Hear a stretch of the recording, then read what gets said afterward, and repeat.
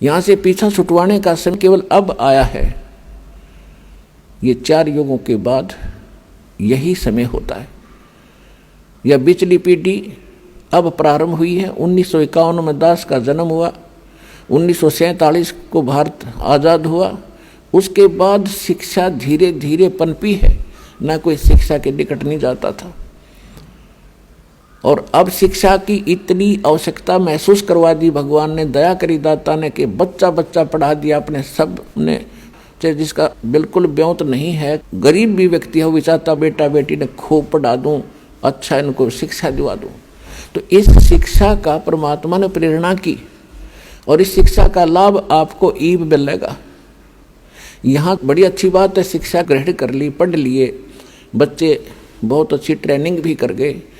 1 करोड़ बच्चे पूरे हिंदुस्तान में शिक्षा पूरी करके और अपने रोजगार के लिए चल पड़ते हैं। कितनों को नौकरियां मिलती हैं? मान लीजिए 10% ने, 10 लाख ने मिल गई 1 वर्ष में नौकरी, तो 90 लाख क्या कर रहे हैं? उनको तो कोई राहत मिली नहीं, अपना वही दैनिक कार्य जो परंपरागत होता है उसी को कर रहे हैं। तो इसका उद्देश्य ये था दाता ने आपको शिक्षित कराने का कि आप भगवान पहचान सकते हो और सदग्रंथों को देख सकते हो, विश्वास कर सकते हो। कबीर इज गॉड, हमारे सदग्रंथ क्या बताते हैं।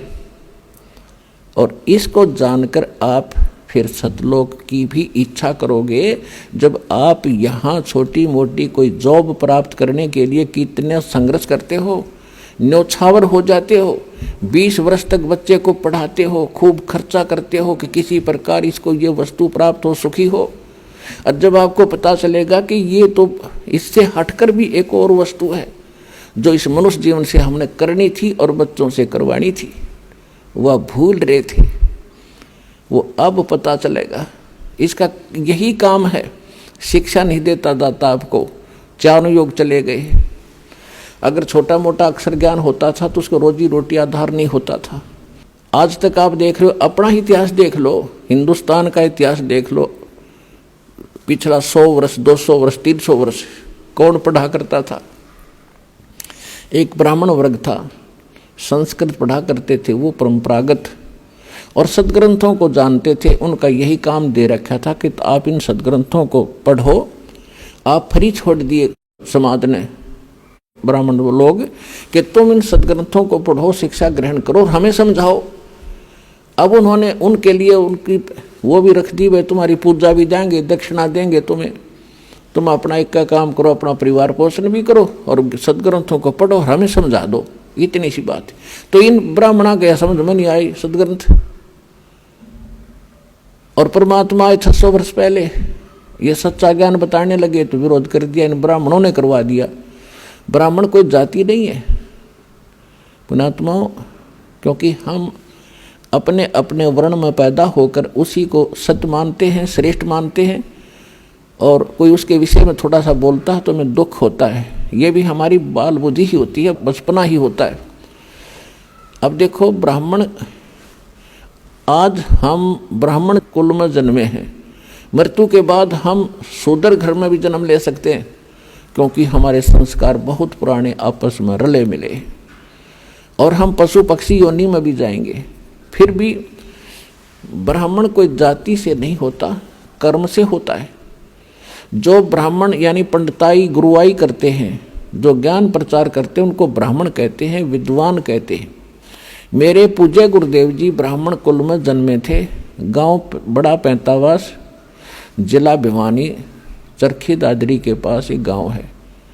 ब्राह्मण कुल में जन्मे थे और वो कभी ब्राह्मण नहीं कहते थे, आप अपने आप को एक भक्त या संत कहते थे। और मेरे दादा गुरुजी यानी गुरुजी के गुरुजी गांव छावला दिल्ली में, गांव छावला दिल्ली के वो जाट थे। और 15-16 वर्ष की आयु में मेरे परदादा गुरुजी के साथ वो चले गए थे, यानी उनके गुरुजी के साथ। और उन्होंने, मेरे जो परदादा गुरुजी थे, उन्होंने मेरे दादा गुरुजी को शिक्षा ग्रहण करवाई। इंटेलिजेंट थे, काशी विद्यापीठ से उनको पढ़ाया, 4 विषय के आचार्य बन गए वो। और उनको पंडित चिदानंद नाम से जाना जाने लगा। पंडित ब्राह्मण है, और उनका सोनीपत जिला में खरखोदा तहसील के पास एक छोटा सा गांव है गोपालपुर। वहाँ पर आज भी मेरे दादा गुरुजी छावला वाले उस जाट का एक पंडित चिदानंद नाम से आश्रम बना हुआ है। उस पर लिखा है बोर्ड, पंडित चिदानंद आश्रम गोपालपुर। वो जाट होते हुए पंडित कहलाए, और मेरे पूज्य गुरुदेव जी ब्राह्मण होते हुए भी कहा करते नहीं, मैं वो पंडित नहीं हूँ, वो आचार्य नहीं हूँ जो जिन्होंने पंडिताई यानी शिक्षा ग्रहण की। पंडित उसको कहते जो विद्वान हो जाए। गुरुजी कहते थे मैं संत हूँ, भक्त हूँ, और आप भी कल्याण कराता हूँ और आपका भी उद्धार करता हूँ। पंडित तो मेरे गुरुजी थे। तो इसी प्रकार जो दास आपको ये कह रहा है, जिनको सदग्रंथों का ज्ञान होता था हम उनको पंडित कहते थे। ब्राह्मण उसी को कहते हैं, भक्त को ब्राह्मण कहते हैं। ब्राह्मण उसको कहते हैं जो परमात्मा से परिचित हो जाता है। ब्राह्मण सोए जो ब्रह्म पहचाने। तो कहने का भाव यह है कि उन पंडितों ने जिन्होंने इन सदग्रंथों को पढ़ा वो विद्वान बने, वो इनको समझ नहीं सके। पढ़ना अन्य चीज होता है, समझना मूल वस्तु है।